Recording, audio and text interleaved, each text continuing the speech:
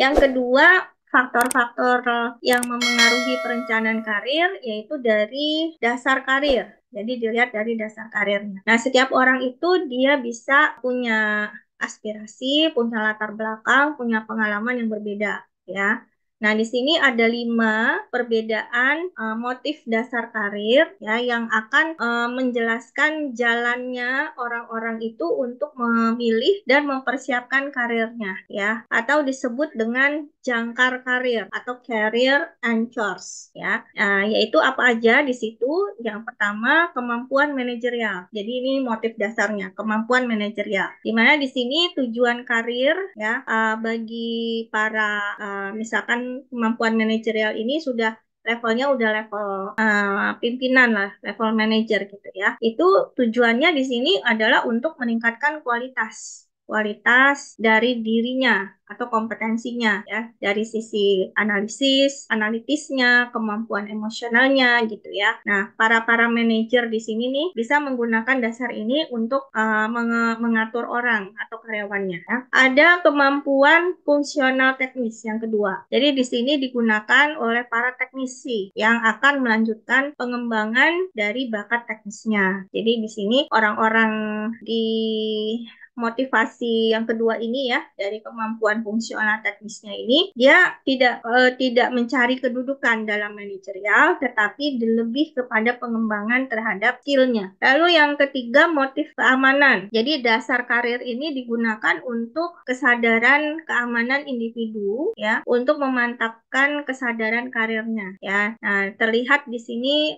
mereka itu punya ikatan sendiri gitu ya dari di organisasi atau di tempat kerjanya gitu ya. Jadi di sini dia punya, yang penting dia punya rasa aman, rasa aman ya di dalam perusahaan itu untuk dia bekerja. Ya. Lalu ada motif kreativitas. Nah, ini untuk orang-orang yang kreatif ya. Seseorang yang kreatif itu punya sedikit sikap seperti pengusaha ya. Nah, di sini mereka itu ingin menciptakan atau membangun sesuatu yang benar-benar milik mereka. Jadi udah mulai sambil kerja sambil jalanin usaha juga gitu ya. Terus ada juga motifnya karena ingin kebebasan atau otonomi. Jadi dasar karir ini itu akan digunakan oleh orang-orang yang punya hasrat untuk kebebasan dari aturan-aturan organisasi. Ya mereka nggak mau diatur gitu ya jam kerjanya, jadi mau ngatur sendiri jam kerjanya gitu.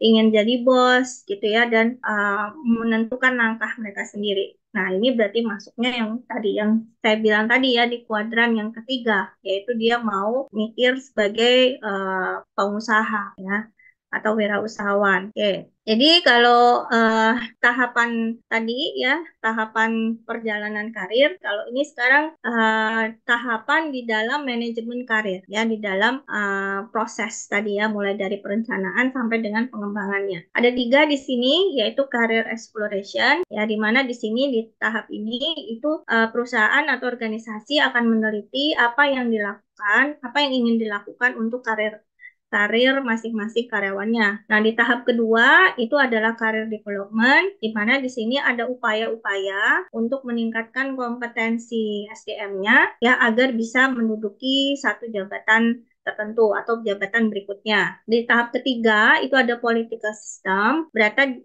di sini di dalam perusahaan itu ada persaingan ya, ada persaingan untuk memperebutkan satu jabatan tertentu. Nah, itu akan ada di dalam tahapan manajemen karir ya, 3 ini. Oke, untuk prosesnya bisa dilihat dari sini. Jadi proses the career management proses manajemen karir itu mulai dari sini, dari self assessment. Tahu self assessment artinya apa?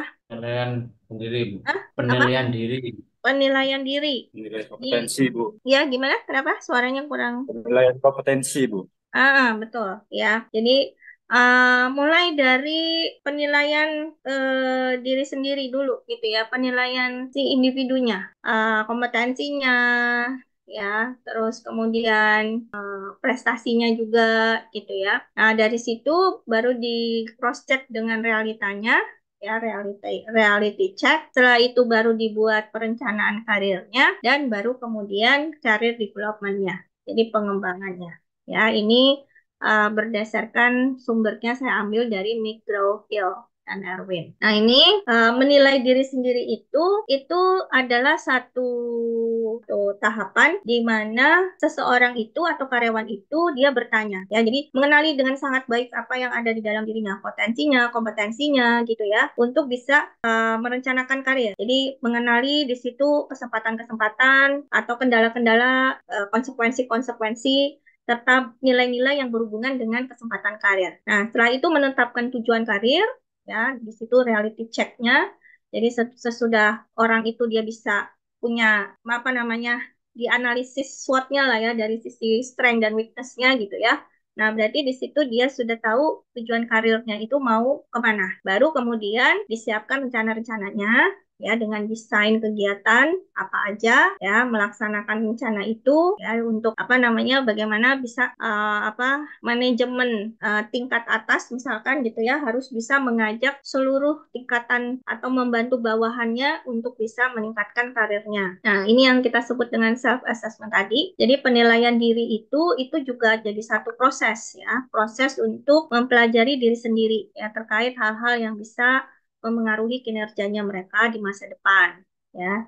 Ini jadi salah satu langkah awal yang harus dikerjakan oleh seseorang dalam merencanakan karirnya ya supaya tidak ada kesalahan yang bisa menghambat nantinya gitu ya, yang bisa menghambat kemajuan karirnya. Penilaian diri ini bisa dilakukan dengan dua instrumen ini. Ya, ini yang paling paling gampang dan paling sering digunakan. Nah, saya tahu ya, udah di sini di kelas ini apakah sudah pernah melakukan ini? Harusnya dicoba kalau belum ya, karena ini penting buat ini kita sendiri gitu, pengembangan diri kita. Jadi self assessment itu bisa dilakukan dengan cara membuat neraca kekuatan atau kelemahan. Jadi kalau analisa SWOT kan kita tahu ya ada 4 kan, tapi yang dua ini aja yang diambil yang strength sama weakness gitu. Jadi dibuat kekuatan kelemahan. Nah, ini juga jadi cara untuk membantu kita menyadari apa yang menjadi kekuatan dan apa yang menjadi kelemahan. Nah, sekarang juga kan kalau interview mungkin punya pengalaman ya. Kalau interview kerja itu seringkali muncul pertanyaan dari si interviewernya, kita ditanya gitu. Coba ceritakan apa yang menjadi kelebihan dan kelemahan kamu, gitu kan? Pernah nggak ada yang ditanya kayak gitu? Gitu. Nah, itu artinya di situ kita memang harus belajar untuk bisa memberikan penilaian terhadap diri kita sendiri gitu. Jadi kita harus punya neraca kekuatan dan kelemahan gitu ya. Atau bisa juga dilakukan survei suka dan tidak suka. Nah, ini juga salah satu instrumen yang bisa dilakukan untuk penilaian diri ya. Tujuannya untuk survei suka dan tidak suka ini bisa membantu ya seseorang untuk mengenali batasan-batasan. Jadi batasan-batasan. Kalau yang di atas tadi kan lebih kepada apa kekuatan, apa kelemahan.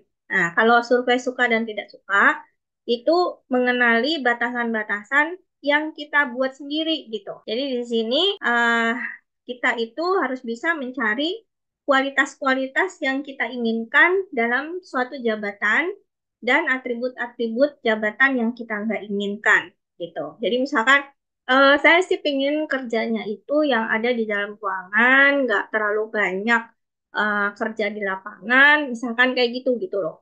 Ya, saya lebih suka yang duduk di belakang meja, nggak yang ketemu banyak orang, misalkan gitu. Jadi itu berarti apa menggunakan instrumen survei suka dan tidak suka. Oke, berikutnya metode perencanaan karir. Nah, perencanaan karir ini ada 3 caranya, yaitu pendidikan karir, penyediaan informasi, dan bimbingan karir. Ya, nanti bisa lebih lanjut gitu. Pendidikan karir kita udah tahu ya, berarti harus ada pelatihannya, penyediaan informasi ya, harus ada informasi-informasi dan bimbingan karir itu nanti yang dilakukan oleh atasan. Nah, makanya di sini peran pimpinan dalam program manajemen karir itu sangat penting karena di sini perlu atasan itu melakukan penilaian yang orientasinya kepada career oriented appraisal. Jadi memberikan umpan balik terhadap kinerja, terus memberikan dukungan ya dan penilaian pengembangan karir dan juga ikut aktif berpartisipasi dalam diskusi pengembangan karir. Ya, karir siapa? Karyawannya, timnya gitu ya. Nah, ini untuk manfaatnya nanti bisa dibaca ya. Intinya adalah karir itu ujung-ujungnya ya harus bisa sejalan sesuai dengan visi misinya perusahaan. Jadi bisa juga lebih mendayagunakan potensi karyawan, mengurangi penumpukan karyawan di level yang paling bawah, ya. Jadi jangan sampai numpuk di bawah gitu. Meningkatkan kepuasan kerja juga gitu ya. Nah, ini manfaatnya. Oke. Bu, mohon Urgensinya izin, manajemen karir. waktunya Jadi habis. kepentingan dari manajemen karir ini yang pasti ini bisa membuat SDM itu lebih percaya diri ya terkait peluang karirnya di masa mendatang ya. Dan juga akan memicu persaingan secara sehat ya, karena wah saya harus ini nih gitu kan. Jadi saling berkontribusi yang terbaik, lalu juga bisa meningkatkan rasa dipedulikan oleh pimpinan dan meningkatkan employee engagement. Oke. Untuk perencanaan karir organisasional ini juga hampir sama seperti perencanaan karir individu ya. Jadi poinnya kan dari individu, nah nanti masuknya ke dalam organisasi. Nanti bisa dibaca lebih lanjut. Oke, tahapannya itu sama dengan tahapannya di sini berarti kalau untuk perencanaan karir organisasional itu diawali dengan penempatan kerja karyawan, awal karyawan ya, lalu dilakukan observasi dan berdasarkan pengamatan itu maka manajemen dia akan mengidentifikasi apa yang menjadi kekuatan dan kelemahan karyawannya. Oke, tahapannya itu tadi ya. Jadi dari situ dari identifikasi tersebut baru dibantu nih ya di dalam pengembangan karirnya. Ada 4 tipe metode jalur karir. Ada jalur karir tradisional, ada jalur karir jaringan, ya nanti bisa dibaca. Ada jalur karir ganda, ada jalur karir keterampilan literal. Nah, ini juga ada yang namanya demosi. Tahu nggak demosi? Pernah dengar ya? Lawannya demosi apa? Promosi, Bu. Promosi ya. Jadi kalau promosi dia naik jabatan, kalau demosi dia turun. Nah, ini termasuk ini juga ya, termasuk jalur karir gitu ternyata. Terutama untuk karyawan-karyawan yang udah tua. Daripada dia disuruh belajar lagi, katanya. Gitu kan, misalkan ada kemajuan teknologi kan sekarang ya. Aduh, udah nggak sanggup saya untuk belajar lah. Lebih baik kamu kalau mau di posisi itu kamu harus belajar, harus sekolah lagi, harus gini. Aduh, udah nggak bisa otaknya, misalkan gitu ya. Udah mendingan saya turun aja deh gitu jabatannya. Jadi menerima untuk demosi. Itu itu ternyata demosi juga menjadi salah satu tipe jalur karir ya, tapi untuk yang udah usia-usia tadi itu gitu ya, faktor U. Nah, ini siklusnya ya. Jadi tadi udah kita baca hampir sama seperti yang tadi prosesnya ya. Untuk pengembangan, nah ini kan lanjutannya. Jadi ketika perencanaan karir itu sudah dibuat, maka selanjutnya adalah pengembangan karir gitu ya. Oke.